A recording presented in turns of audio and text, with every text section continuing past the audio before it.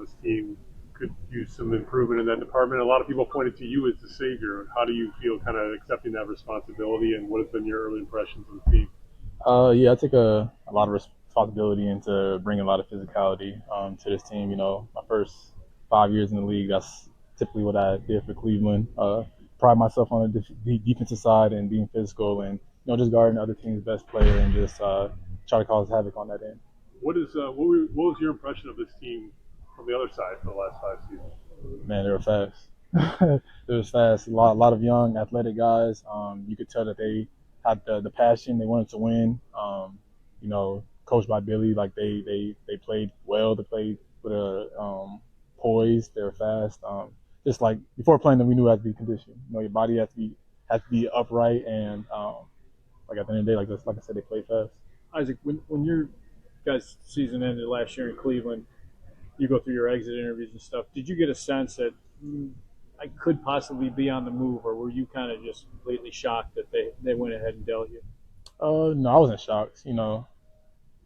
Each year, after the league, you kind of have a little bit of doubt in your mind, like might be traded. You hear trade rumors. I mean, it happens. It's the nature of the business, especially the way the year ended last year and us not getting to where we wanted to be last year. I knew there would probably be some changes, so it wasn't shocking. One of the things Mata said is what they've seen from you in pickup and early on here, what you do is contagious. Are you getting a sense that one guy can kind of make other guys want to stand in front of somebody and take a charge and kind of feed off of that? I mean, is there something to that where what you do can spread and be contagious? Yeah, it's definitely contagious. If you see one of your teammates dive on the ground, go for a loose ball, they're playing hard, like you don't want to be the guy that is out there looking like they're not playing hard. So it's kind of a contagious thing. Like if I see Modest take a charge, like I want to be the next person to take a charge. Like Kobe Io, next person I want to take a charge. So little things like that are very contagious. How are you viewing this opportunity on the offensive side? I know we asked a lot about like physicality and defense, but do you feel like there's more opportunity to like showcase what you can do with the ball in your hands, just more sort of egalitarian offense compared to what you guys had in Cleveland? Yeah, definitely. There's a lot of unselfish guys on this team, and like guys like Josh, Io, Kobe, Trey, guys that have the ball in their hands a lot. They're willing to pass the ball ahead. Everyone on this team is looking for each other. So one thing I can say was, everyone's unselfish on this team. Everyone's looking to get each other better.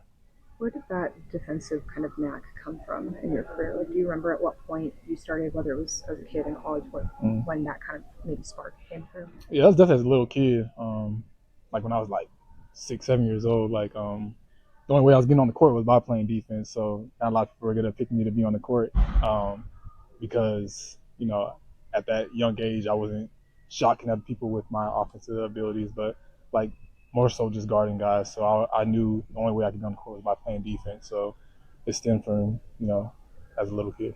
Yeah, Isaac, just going back real quick to the moment you were traded, where were you when you got the call? Was it your agent? Was it Cleveland? Or you remember where you were when you got the call? I definitely do. Can't forget it. I was in a nice hot Pilates class. I was in a nice hot Pilates class, and I came out the class and I got a call from my agent. So at that point, I knew that I was getting traded. So I had a good class, and I had the great opportunity to come here to Chicago. So it was a great day for me. Is hot Pilates something you do often in the off season, or? Oh yes, I do it, and I've been trying to figure out a good hot Pilates place to go here in Chicago. So I'm still looking for that. All right. Your role toward the end in Cleveland was kind of declining. I was kind of wondering, with a player like you as a high draft pick, high lottery pick, you get in that situation in Cleveland where they got a lot of other high, Garland comes in, Donovan comes in, no offense, they have the ball a lot. Yeah. They're playing through the big guys a lot. Because what happened to you is that something that could happen where you just sort of get, even though the team's winning, you kind of get overlooked just because there's so many other guys around you, who are high-level players, high draft picks, all that kind of stuff, and somebody sort of gets squeezed. Yeah, I mean, I think at the end of the day, if you look at every team in the NBA, like there's guys on winning teams that have to sacrifice.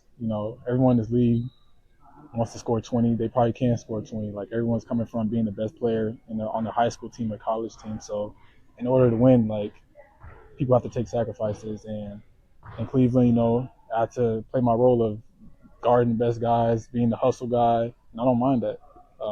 Like at the end of the day, I want to win. I know as a team here, we want to win too. So if that's sacrificing, that's the role I want to play. I was wondering, I was reading just yesterday or the other day about this receiver from the Eagles, who's a really good player, but he doesn't get to play that much. They don't throw him the ball because even so the team's having success, and he's not a selfish player, but you don't feel like you're part of the group as a result. Were you experiencing any of that? No, I wasn't experiencing any of that.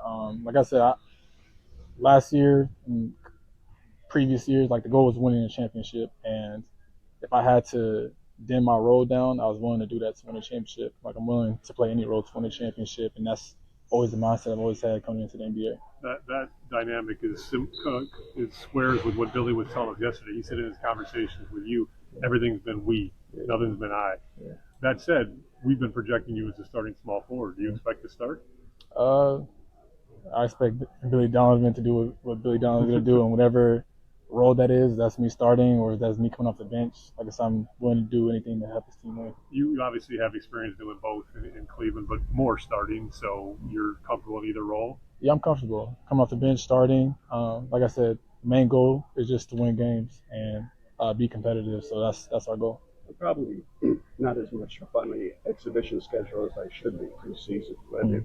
But I think they start against Cleveland. Is that right? First couple of games today. against Cleveland. Yeah. So I mean, it's sort of coincidence, but you're looking forward to that kind of, hoping going back against your former team and all that kind of stuff.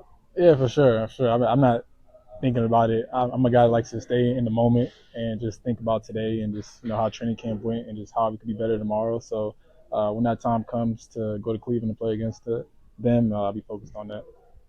Thanks so much for talking. Thanks, Yeah, all right, thank you. Appreciate All right, it. thank you. Yep.